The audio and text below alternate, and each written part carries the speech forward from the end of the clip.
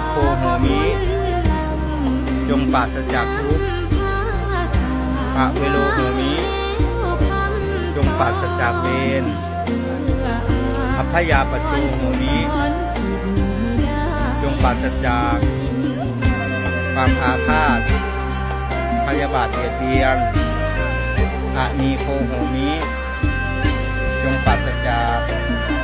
ความทุกข์กายทุกข์ใจสุขีอัตตานา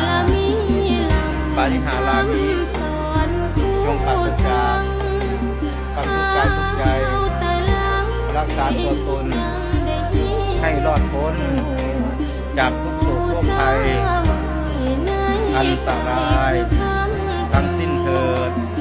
อิทังโนญาตินังหุนตุสุขิตาหุนตุญาตโยขอส่วนบุญนี้จงพันสำเร็จแก่ญาติพี่น้องของข้าพเจ้าทั้งหลายที่ล่วงลับไปแล้วทั้งอดีตชาติปัจจุบันชาติขอพวกท่านเหล่านั้นจงได้มีส่วนแห่งกุศลผลบุญหากท่านถูกทุกข์ขอให้พ้นจากทุกข์หากท่านมีความสุข